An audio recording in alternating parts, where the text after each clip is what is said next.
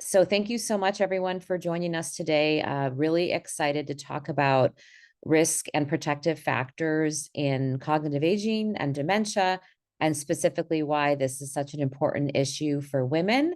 And I'm going to start with giving just a high-level overview of dementia brain health and why it's particularly relevant for women. And then we're going to hear from Dr. George on projects specifically looking at early life hypertension and sex differences with different brain health outcomes. And then we're going to hear from Dr. Wayne Meyer about community-based partnerships as a model for success and a bit about her VIP study. So I'll keep fingers crossed that Dr. Hoxu can get on, but I'm going to share screen and start off. So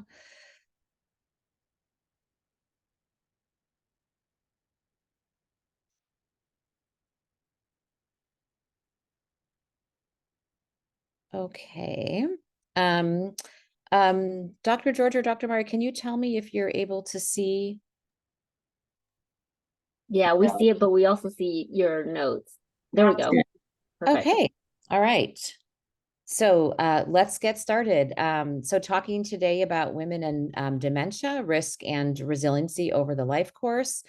I'm Rachel Whitmer. I'm a professor in public health sciences and neurology, and I'm joined by my wonderful colleagues, Dr. Kristen George, who is faculty in the epidemiology division of public health sciences, and Dr. Wayne Meyer, who is faculty in neurology. So today we're going to be talking about why it's so important to think about women and sex differences when we're thinking about dementia and brain health, why we so ardently need studies that are looking at sex differences in brain health that focus on underrepresented populations, why it's a life course process. And then we're going to also hear about some specific projects on early life blood pressure and brain health and community-based studies and the VIP study. And then we will end with a brief introduction to our latest, newest project called GROW, which myself, Dr. Meyer, and Dr. George are jointly leading. So I've been throwing around a lot of terms, dementia and brain health. So dementia is a disease. So it's actually sorry, let me take that back. It's not a disease. It is a syndrome that refers to any condition that interferes with one's ability to think, pay attention, process, and memory. And most people often use the term Alzheimer's disease the same time as dementia. But to clarify, Alzheimer's disease is the biggest subtype of dementia. But we now know through advances in neuroimaging and neuropathology studies that most people diagnosed with Alzheimer's disease also have evidence of vascular brain injury and vice versa. So there's really been a paradigm shift where we know that people diagnosed with cognitive impairment and dementia tend to have a mixture of both Alzheimer's and vascular injury pathology. When we're talking about finding ways to reduce risk of dementia and understand brain health over time, the three of us here, follow people in studies, and we look for new cases of incident dementia, but we also look at cognitive decline and changes in cognitive function, and we also use neuroimaging biomarkers. And it is really important to understand that we want to look at all three of these outcomes to get a full picture of brain health. So this is a major public health crisis. If projections stay the same, we will have 131.5 million cases of dementia globally worldwide. Women are particularly prone. So in the US alone, we have 11 women either living or caring for someone with Alzheimer's disease. 2/3 of Americans living with Alzheimer's disease are women. And if you track people starting at age 60, women are twice as likely to develop Alzheimer's disease over the rest of their lives than they are to develop breast cancer. So just to put it in context about what that risk means starting at age 60. Women are also disproportionately burdened with caregiving for Alzheimer's disease and dementia. much more likely to take on the role of a caregiver, and women are much more likely to have to quit work because of the duties of caregiving. So Dr. George and Dr. Meyer and I really encompass a life course perspective in our work in brain health and dementia. And the reason why is because even though cognitive impairment and dementia tends to show up late in life, we know that the changes in the brain actually happen over several decades. And so it's really critical to evaluate risk factors and protective factors, not only in late life, but before late life, and look at things starting in midlife and even young adulthood. So I think I show it in almost every talk I give, but I think it's so critical. So this is a study published in 2016, led by Dr. Elizabeth Rose Maeda. And this is following almost 300,000 Kaiser Northern California members who did not have dementia at the beginning of the study, and following them over time for incident for new cases of dementia. And this is looking at these rates over 6 racial ethnic groups. And the National Alzheimer's Plan, which was introduced by Obama in 2008, one of the key milestones was to change disparities in rates of dementia. But what was so unbelievably disturbing was that at the time, we did not even have basic information on the epidemiology and the rates of cognitive impairment and dementia for huge parts of our population. So for example, in this study, you can see that Asian Americans, which is a very heterogeneous group, but a very large part of our population, and particularly here in California, no one had ever looked at their rate of dementia. There had never been a study on it until now, until 2016. So the point here is that much of what we know about Alzheimer's disease and dementia is based on studies of highly educated urban dwelling white people. Importantly, there are differences in rates of dementia by different racial ethnic groups, and we can learn a lot by looking at people at both highest risk and lowest risk. So what are the problems in the field of brain health and dementia? There are disparities in rates of dementia and Alzheimer's disease. There's lack of representation in clinical research. And women, as we saw before, are at higher risk. And the thinking used to be, well, that's just because women live longer. They have a longer lifespan. They spend a greater part of their lifespan at an age where their brain is more vulnerable. But recent data seems to suggest that this is not the only reason why women are at higher risk. We know that historically speaking, women had very different opportunities for education. And we know that education is very brain health good, and it protects your brain. They've had different opportunities for occupation. What are the sex-specific risk factors? So what are the hormone-specific things that are specific to women, and what are the vascular contributions? So when we think about this, we're thinking not just about physiological indicators, but also how do these things interact with psychosocial, and how do they interact over time? So this is some work from Dr. Paula Gil-Sans, who shows that women are more likely than men to get further educated. So this is looking at people who received further education later in life, so not during the traditional ages of attending college. So women were more likely to do that. And this is in Candle, which is a study of those age 65 plus, mean age 76 at baseline. And so they were more likely to subsequently get educated. And that is also associated with higher executive function. We also know that early life blood pressure is associated with dementia, but we don't really know what it looks like when you're comparing early adulthood and midlife. This is some more work led by Dr. Paula Gil-Sans, which showed that women who had hypertension in early adulthood were at the highest risk over time for dementia. So these are people who had hypertension between ages 20 and 30. And we also know that even though midlife hypertension was more common in men, the association was only present with dementia risk for women. So that was for people who developed hypertension around age 50. So onset of midlife hypertension and persistent hypertension from early adulthood to midlife is not good for dementia risk. And it really brings to light there's sex differences in timing of risk factors. We've also done work looking at age at menopause and risk of dementia, and this shows a modest association. We know that women with a shorter reproductive span, so this is looking at years between age of menarche and menopause, a modestly elevated risk of dementia. And we also know that women who initiated HRT around midlife but did not stay on it have a lower risk of dementia. So those are some sex biological specific risk factors. What do biomarkers tell us about brain health and dementia risk? And so this is looking at amyloid positivity. And so this is a biomarker for Alzheimer's disease and white matter hyperintensity in our CANDLE study.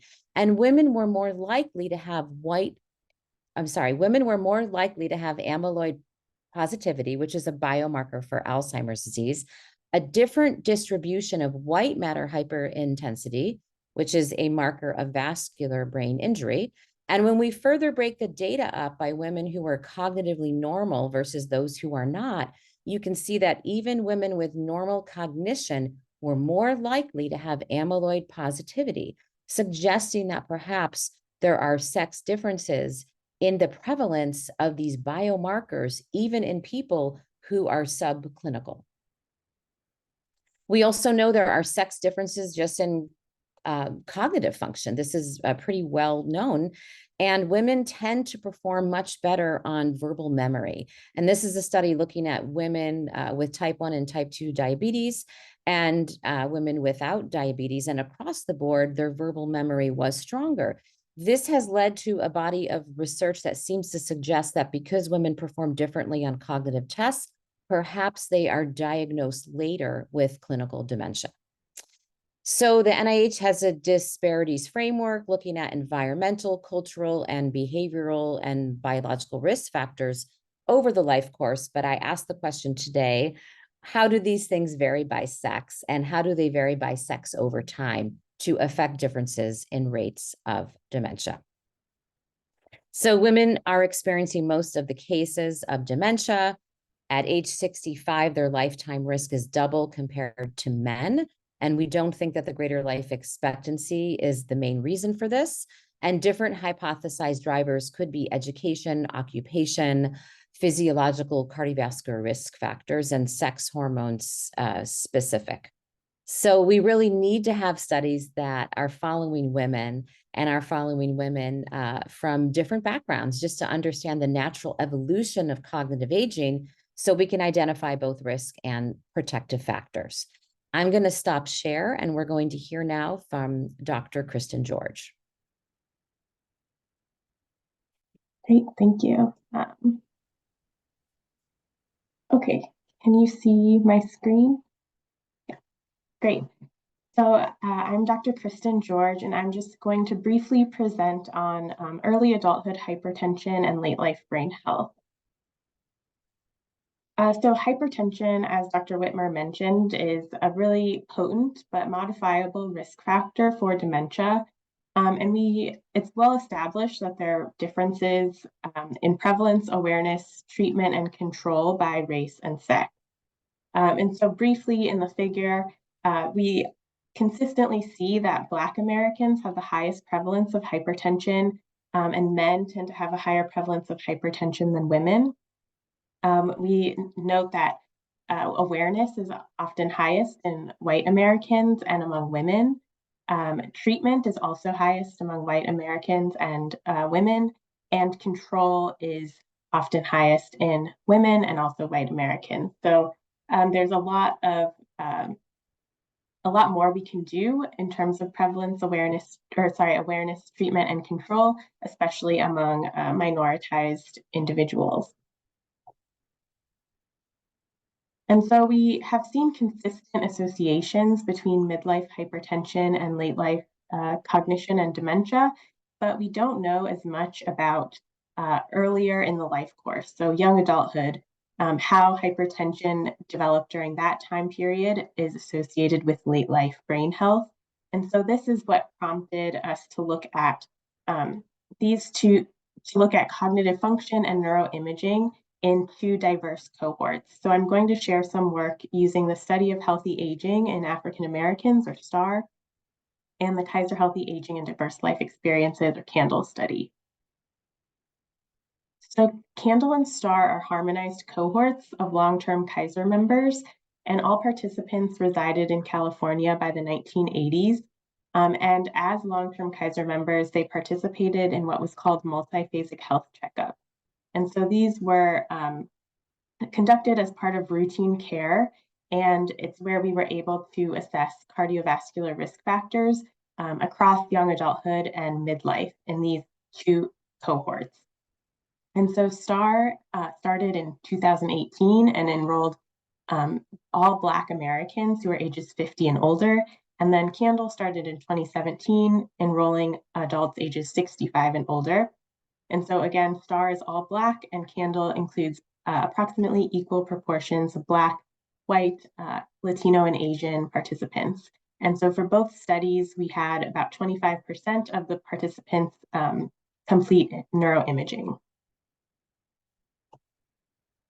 So first, I'm going to share some work on hypertension in STAR, and this work really focuses on different life periods. So we took participants' first multiphasic health checkup, and we looked at their age at that checkup and divided them into 3 different age groups. So we had the adolescent group that ranged in age from 12 to 20 with a mean age of 18, young adults ranging in age from 21 to 34 with a mean age of 27, and then our adulthood group ranged in age from 35 to 56 with a mean age of 39. And then at STAR Wave 1, when their cognition was first assessed, the adolescent group had a mean age of 61, young adults a mean age of 69, adults a mean age of 80. And across the 3 groups, there was about 41, 42 years between their blood pressure measurement and their cognitive assessment, so quite a bit of time. And men were a bit more represented in the adulthood group compared to the other groups. So as we might expect, prevalence of hypertension was lower in the adolescent and young adulthood groups, about 19%, whereas the midlife adulthood group, we had a prevalence of 28%. And then when we look at cognition, we assessed 3 different cognitive domains. And so for executive function, in our pooled sample, so this included all of the participants, we saw that having hypertension at any life epoch was associated with worse executive function in late life. However, this association was particularly strong in adolescents. So adolescents who had hypertension had significantly worse executive function compared to normotensive adolescents in late life. And for verbal episodic memory, similarly, we see that in our pooled overall sample, having hypertension was detrimental to late life memory, and this association was particularly strong among young adults with hypertension. So there's clearly some sort of important period in adolescence and young adulthood when it comes to hypertension and cognition. And now I'm going to transition into looking at hypertension and neuroimaging, and this work combines STAR and CANDLE. And so again, we are using these multiphasic health checkups, but in this case, we have 2 assessments. So the first assessment, the mean age was 29, and the last assessment, the mean age was 41. So about 10 years between the 2 hypertension measurements. And neuroimaging, so age at neuroimaging was about 75. So we divided our group into 3 categories based on their blood pressure measurements. So we have this normotensive group who had normal blood pressure at both time points, a transition to hypertensive group who were normotensive at the first assessment and then hypertensive at the last. And then our hypertensive group had high blood pressure at both time points. And the transition to hypertensive group was a little bit older, mean age of 77 compared to 75 for the hypertensive group and 74 for the normotensive group. And we also saw that men made up about half of the transition to hypertensive and hypertensive groups, whereas they were only 25% of the normotensive group. We then evaluated several regions of interest. So there's a lot going on in this slide, so I'll try to point out the main findings. But using our normotensive group as the reference, we saw that people who had hypertension had significantly lower gray matter volumes across several regions. They had greater cerebrospinal fluid volumes, which is a bad sign. And then they also had worse white matter integrity. And for the transition to hypertensive group, we did lose some precision because of the sample size, but we saw a pretty similar pattern where transitioning to hypertension during that young adulthood period was detrimental to brain health. We also evaluated sex differences. And so for some brain regions, we saw differences by sex, where men who transitioned to hypertension or were hypertensive had an average lower brain volume compared to women who were normotensive. And transitioning to hypertension or having hypertension for women did seem detrimental. It just wasn't as strong of an association compared to the men. So just to summarize, we consistently found that hypertension prior to midlife was associated with worse late life brain health. And the findings really highlight the fact that we really need to continue this research, especially to understand how racial ethnic disparities and cardiovascular risk factors like hypertension contribute to disparities in dementia, and also how sex influences the relationship between CVD risk factors and dementia, especially among minoritized groups who are at elevated risk for both. And we also need to evaluate how lived experiences and social determinants of health influence both risk of cardiovascular disease and risk factors, as well as dementia risk, because many of the people who are underrepresented in research have very important and unique experiences that we tend to overlook. So with that, I will pass it on to Dr. Wayne Meyer. Great, thank you. So hi everyone, I'm Wayne Meyer, and I'm an associate professor in the Department of Neurology. And happy to be here today to talk about conducting community engaged research for brain health in underserved groups, with a particular focus of my work being on Asian Americans. And so a lot of us know that Asian Americans are the fastest growing racial group in the US currently. There's some research indicating that there are lower rates of dementia. This was what Dr. Whitmer presented earlier among some Asian Americans compared to non-Hispanic whites. But as she also mentioned, we know that Asian Americans are an extremely heterogeneous group, that there are many different cultural subgroups with different languages and exposures and acculturation level to the US. And a lot of the work that's been done on dementia have been done on Japanese Americans and Chinese Americans who have been in the US for quite some time, but we know very little about Southeast Asians. So these are Vietnamese Americans, Filipinos, Cambodian, and Hmong. And some of those groups are quite high in terms of population here in Sacramento.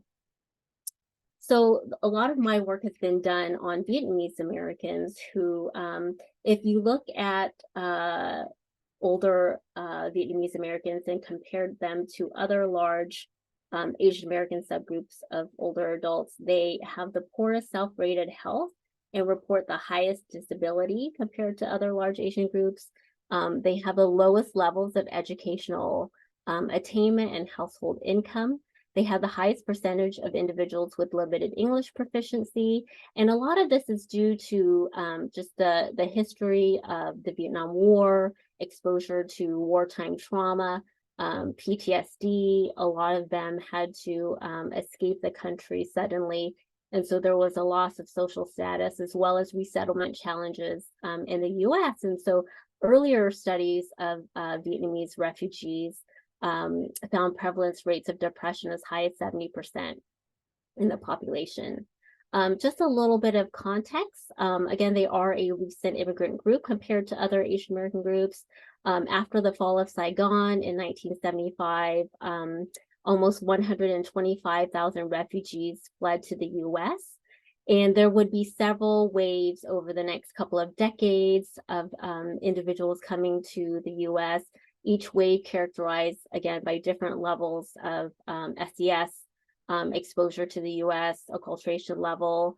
But a lot of these individuals experience pre and post-migration trauma, having been a part of the war or seen family members and others killed and imprisoned.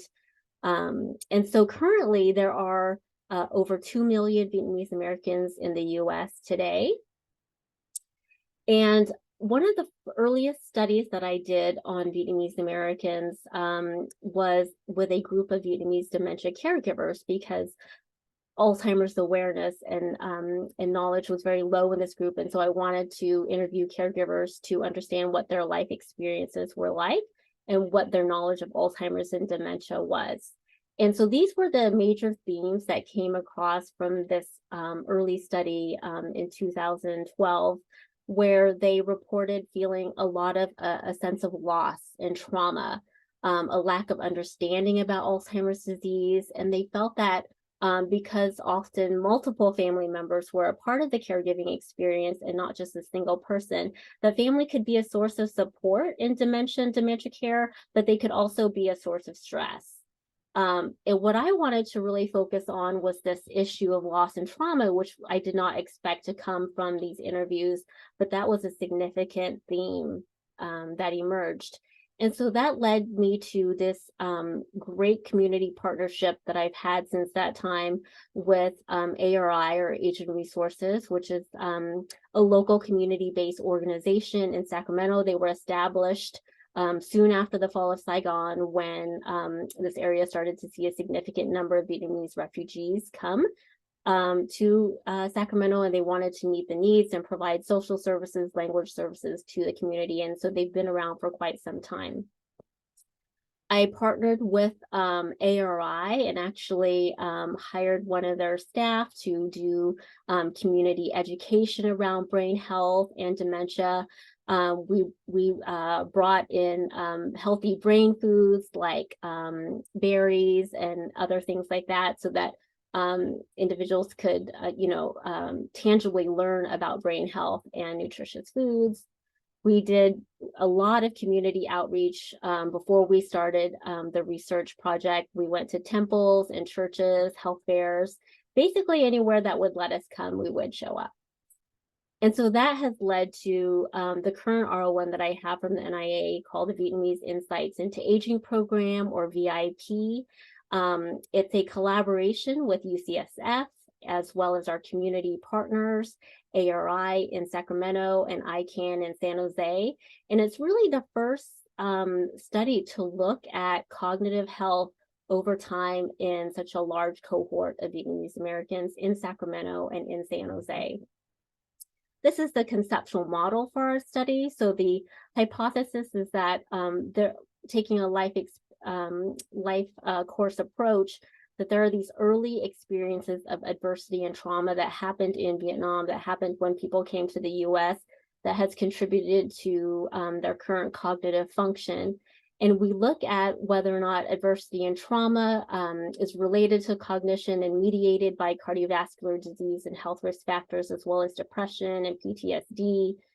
And we also hypothesize that different social contextual factors moderate this association between adversity and trauma, so that individuals who may be living in ethnic enclaves or who have greater social support might be more protected against the adversity and trauma.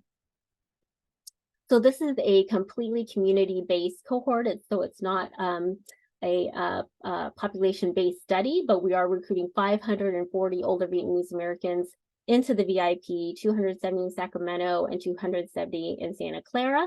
and we are assessing them every year for hopefully many years to come. And I won't go into the protocol, but it's an extensive battery looking at their, we do neuropsych assessments, we draw blood, we ask them about their experiences in Vietnam. So it takes about 3.5 hours.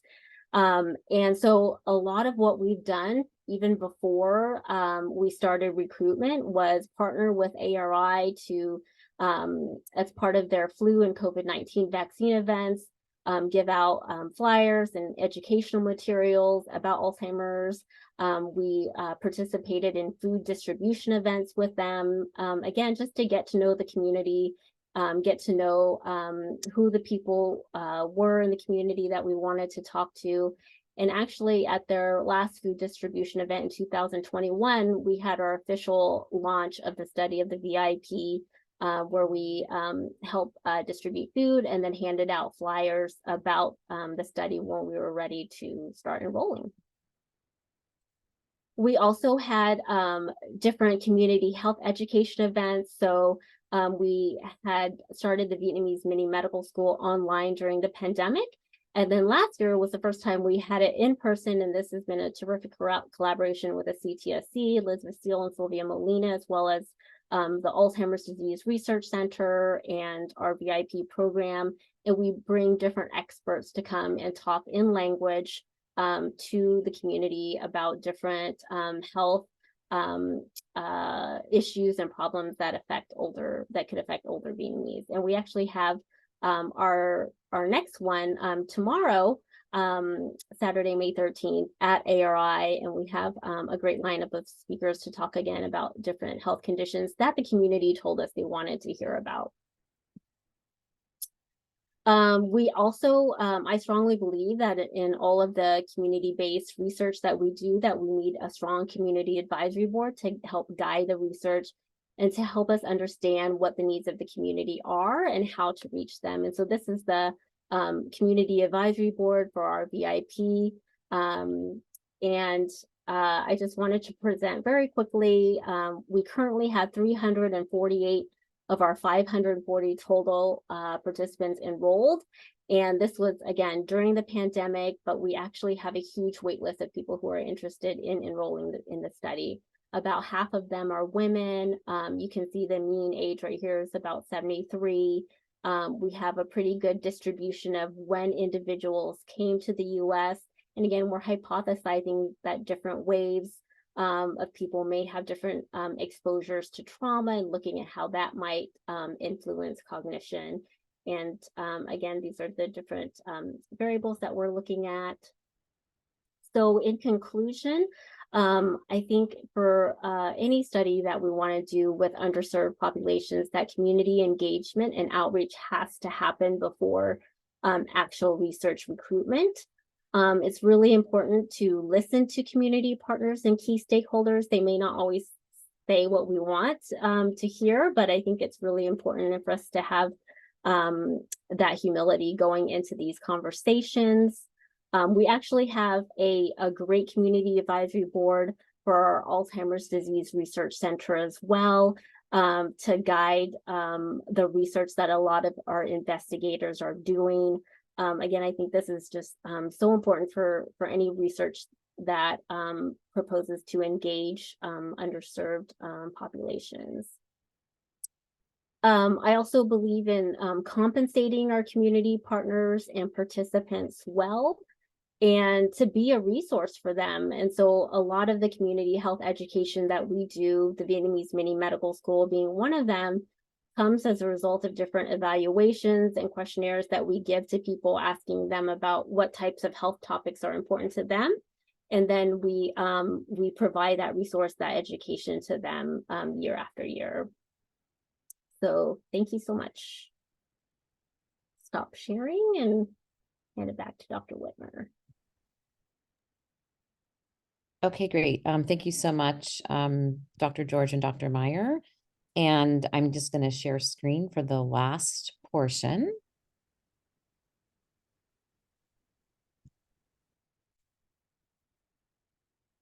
Okay. Dr. Meyer, can you see my screen okay? Yes. Okay, great. Okay, so thank you so much for those two presentations about the role of early life cardiovascular risk factors and sex differences, and really the amazing work in a community that's never been studied in terms of cognitive health. And so, as I mentioned before, there's really this focus in the field of understanding cumulative risk factors, over the life course, but we have this differential survival by sex and sex-based differences. And there's not a lot of information on women and women's cognitive aging and their brain health, and particularly women from groups that have been historically underrepresented. So now we're going to talk very briefly about a brand new project that Dr. George and Dr. Meyer and myself are running, called the Greater Sacramento Women's Brain Health Program. And the goal of this is to engage women from different communities and neighborhoods around Sacramento and offer opportunities to enroll in a brain health research program, but also to cultivate long-term partnerships with community members so that we can identify brain health strategies, educate the community on brain health, provide free medical screening, and opportunities to engage in research. So this is part of a Cypress Award, which is part of a lawsuit settlement money awarded to UC Davis. And it's part of the larger project called Heal Her. And we've had several other Team Science Friday presentations on projects from the Heal Her, which are other projects on breast cancer screening, cancer precision medicine in Latinas, and also a Center on Cardiovascular and Brain Health. And the stipulation for this award was that the research that's funded from it must have relevance for improving health for women specifically. So we will provide educational and community engagement events and brain health events. And we will establish and follow a research cohort of middle-aged and elderly women to identify life course risk and resilience factors for brain health and risk of dementia. We are starting off our project. We hope to start our recruitment in a few months, and we're focusing on Oak Park, South Sacramento into Elk Grove, Del Paso Heights, and West Sacramento. That's where we're starting. We are already doing engagement and brain health events throughout Sacramento, and this is where we're starting, but we absolutely are not limiting our recruitment to these areas. So we've been focusing on community engagement with stakeholders. We've been doing a number of brain health education programs. And these are offered to everyone. You don't have to be a woman. Anyone can come to our brain health programs. And then also this opportunity to enroll in a observational research study. And as I mentioned before, if cognitive impairment is identified during the study, opportunity to further enroll in clinical trials that are offered at our UC Davis Alzheimer's Disease Research Center. So we will establish a cohort of 700 women. This will be annual research visits on cognitive function, cardiovascular health risk factors, psychosocial and behavioral information, and neuroimaging and biomarkers. And we really hope to answer the question of what does brain aging look like from mid to late life in a diverse group of women? How can we improve brain health in these different communities? So far, we've had meetings and presentations about GROW with the UC Davis Alzheimer's Center Community Advisory Board. We've established our own GROW-specific community advisory board, which is 18 members. And we've already hired our community engagement team, and they've been working really hard on identification of partner community organizations, planned community health education series. We've been investigating community space for both health education and research visits. Our research visits will be offered either in the community, in the home, or at UC Davis, and it will be the choice for our participant about where they would like to have their research visits. And we've started our tracking database of our different community partners. And we've had a few meetings with UC Davis partners who are also doing clinical health screening in Oak Park. And this is not an inclusive list. This is just a sprinkling of some of the activities of the community events that we've been doing so far, presenting at Manitos, the Mexican Consulate Health Fair, La Familia Counseling Center, Elk Grove Senior Center, and regular presentations at the Nuestra Senora de Guadalupe Church, and building new relationships with different stakeholders throughout our community. So we hope to establish this program, and it will allow us to identify risk and protective factors by conducting an observational study. And what are the protective factors for Alzheimer's disease and brain health when you are doing a community-based study and you're focusing on neighborhoods that have historically been underrepresented? But we also ultimately hope to learn about inclusion science and how can we foster inclusion science, and really the critical role of community engagement. And what does a successful research partnership look like between the local community and UC Davis Health? And so what's really nice is that in comparison to one of my other studies where we were simultaneously building these community relationships at the same time that we were recruiting and enrolling, what's really nice and different here is that we've been in the community doing these health education events, building stakeholder relationships, getting feedback about what this program is going to look like before we start our recruitment, which is really nice that we've been able to do it in this way, because we feel like we're able to cultivate and build things before we ask the community to volunteer their time and to possibly consider being part of our study. And of course, we will continue that community engagement throughout the study. So thank you for your time. I'm going to stop sharing. And we have a little over 10 minutes for questions. And I'm going to stop share. And I'm pleased to see Dr. Haksu was able to get on Zoom.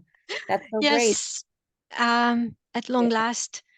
Thank you, Professor Whitmer, Doctors Meyer and George for the wonderful overviews and presentations. Extremely impressive. As I mentioned in my chat, I cannot wait to see this ambitious project unfold. And Susan Brown had a question. Would you like to call it out, Susan, or? Sure, happy Yeah, to chime in. go ahead. Incredibly impressive work from all three of you. It's really exciting to hear what's going on. And I was actually curious if Dr. Meyer and Dr. Whitmer, both of you actually, you're doing such deep work in the community, and was curious, in that work. I mean, I'm sure you're hearing sort of anecdotally and qualitatively from community members about what it's like to be part of this process and be part of these projects. And the nerd in me is wondering if you use any assessments or surveys to actually assess or track in any way, maybe quantitatively, how engaged do they feel in the process? What are their experiences as community members that are involved in this work in a leadership capacity? Thanks.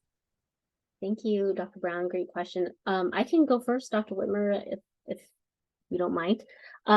So I think that's a great question. And yeah, certainly qualitatively, we can get an idea of how engaged community members are. And there are different levels. So some of the community advisory board members that I've worked with, we've worked together to actually plan like large events like the Vietnamese Mini Medical School, like Forget Me Not that happened last year in Oak Park. And then, so there's a range of involvement, but one thing that I did last year with our Alzheimer's Disease Research Center Community Advisory Board was to get Julie Rainwater's team, the evaluation team at the CTSC, to come do an independent evaluation and interview, basically do a little focus group with our CAB without me there, to ask them, how we could improve on their experience, how they felt things were going, what could be better. And so that was really helpful. It wasn't, a quantitative survey, but qualitatively assess what are some tangible things, some practical things that I could implement in the new cab that started this year to make it a better experience for them and to be able to better listen to what they were saying. And so that was really helpful, is having that CTSC evaluation team come in and talk to my community advisory board. Yeah, and I can follow up to speak a bit about our community advisory board for GROW, which is that, there's definitely a range, like there's heterogeneity in how much people want to be involved. With some people wanting to be an investigator on the study and others perhaps, having ideas about a certain community center or a place to go or a certain health fair to go to. So there's a range in what people want to do, and therefore a range in expectation. And for the community advisory board for our Alzheimer's disease research center, they're giving, high level input into the center and the different studies, and different investigators will sometimes come to the Alzheimer's Center Community Advisory Board, which is run by Dr. Meyer, to talk about their study. What's been different with the Community Advisory Board for GROW, and also Dr. Meyer has a Community Advisory Board for her VIP study, is that with these community-based studies, we wanted to dig in more and have more than just the CAB for the Alzheimer's Center weigh in. We actually wanted to cultivate a group of people, that were specifically engaged in and thinking about these studies specifically. I like your idea, Dr. Brown, about assessing how engaged. I mean, we have some members that are very engaged and some that are less engaged, and we absolutely compensate them for their time.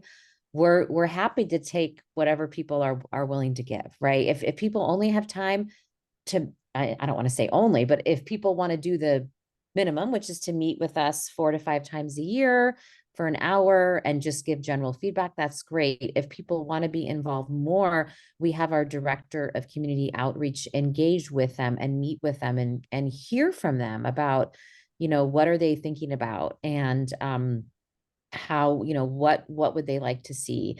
And there's definitely a big range, like there's a big range of ideas, there's a range of opinions.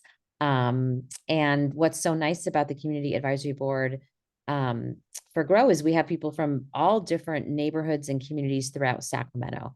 And everyone is very focused on, they want to make sure their community is represented, which is awesome because we want to be everywhere. But I do like your idea about some sort of assessment. I mean, I think we're just at the beginning, but I think when the study does start recruiting and we give, updates on the study and we engage more with the CAB on our research materials, I think I really would like to hear some assessment of how it's going. And I liked what you did, Dr. Meyer, with having someone come in from the CTSC. Okay. Awesome. Thank you. Excellent. I have actually 2 questions, one for Kristen and another one for Juan. I'd like to start with Kristen's question about the role of hypertension. So in some people's opinion, in older age, when blood pressure is lower than it's supposed to be, that would also accelerate development of dementia. And I'm wondering, you did show a number of age ranges, but are you also looking at hypotension in addition to hypertension? Yeah, that's a great question. So we don't have a lot of hypotension in this group. I think it's because they were relatively young, but it's definitely a finding that, like in older age, like among the oldest old, having hypotension is also particularly bad. And so I think that it's definitely something that we'll have to consider once we have.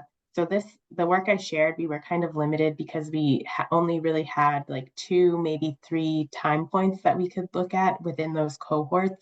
But definitely, like with GROW and with continued follow-up of the in the studies that I shared, if we have more blood pressure measurements, it'll be easier to kind of track trajectories. And so we can see if people's blood pressure is going up or going down. We might collect more hypotension cases so that we can actually assess hypotension. So yeah, that's definitely something that we've considered and will continue to look at.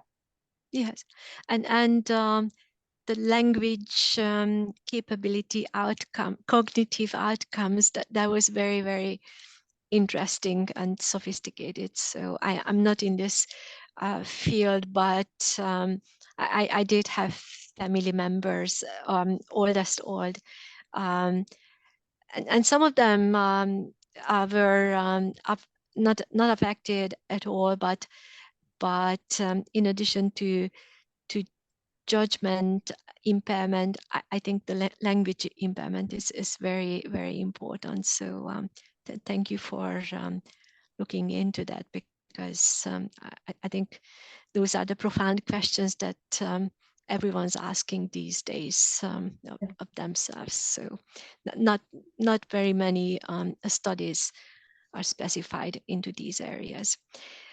And the other question was for Owen, because you did mention that you are taking blood, and I was wondering if you're interested in the cellular molecular implications, especially epigenetic processes.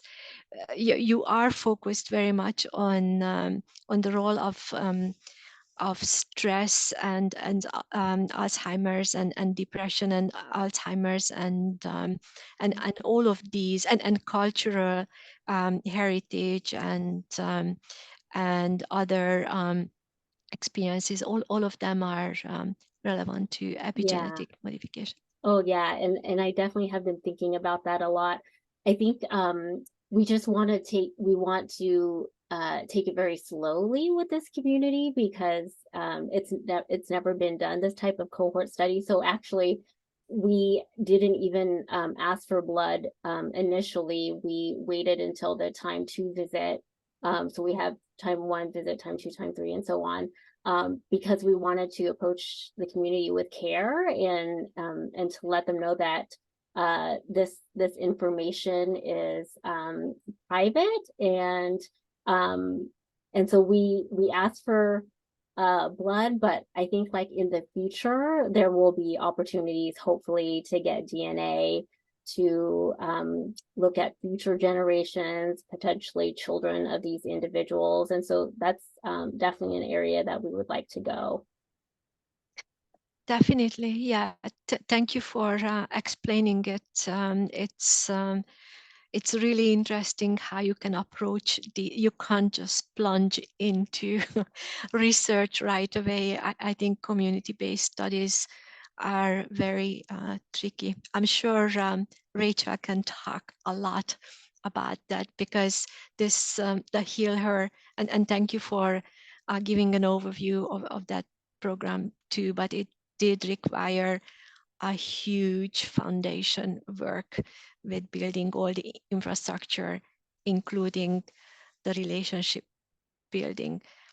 So what are the long-term outcomes? There is a lot of building work that is required for your research, Rachel, and I'm just wondering, where do you see this going, even after the Cypress Award will be finished in about 4 years, I suppose.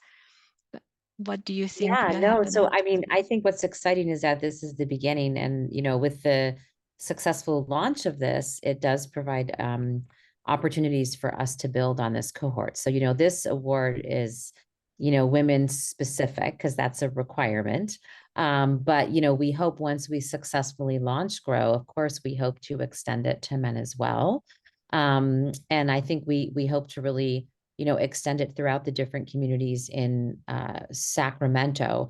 And we will have opportunities as the cohort ages to, not only understand sort of these life course risk and resilience factors for cognitive change, memory change, neuroimaging biomarkers, but as they age, we will also be capturing people with new disease. So, you know, incident cognitive impairment, incident dementia. And so we will be poised in the future, you know, to be able to really understand how that happens and how, you know, what are the things that are associated with incident cognitive impairment over time. But at the same time, because I always want to be careful, you know, we're talking about dementia, Alzheimer's disease. At the same time, we need to study brain health, right? So if we want to understand how to reduce risk of cognitive impairment, we can't just study the people who are at higher risk. We have to study the people at lower risk. And we have to also study people who have risk factors, but who don't end up getting, you know, clinical dementia. And there's a lot of those people in my other studies who have risk factors and don't end up with cognitive impairment. So at the same token, we need to understand that as well, because, you know, brain Absolutely. health, yeah, brain health is, you know, the absence of dementia, but it's also people who tend to perform well, like their cognitive performance is not just that they don't have dementia, they are cognitively intact. And so what's great about the study is we're setting this up to be able to evaluate both, right? To understand risk factors for dementia and cognitive impairment, but also the opposite of it, which is like exceptional cognitive aging and brain health, because we need to know both if we want to make a change. And we don't want to, you know, reach the 131 million people globally with dementia by 2050. We need to be studying both of these things. So Absolutely. That's wonderful. Anybody else has any questions, comments? But congratulations for the huge body of work that you wonderful scientists amassed. And I'm also looking forward to our conference over the weekend and on next Monday, and looking forward to meeting with you in person. And thank you so much for putting this presentation together. It was very eye-opening, and I learned a lot. I'm sure everyone else. I don't know, Melissa, if you have any closing comments in regards to the Team Science series. Anyway, thank you so much. As Rachel mentioned, this was the last of the Heal Her program presentations, and we are looking forward to seeing you all in the continuation of this Team Science series for the rest of the year. Thank you again. Have a great weekend, everybody. Thank you. Thanks so Thank much you. for having us.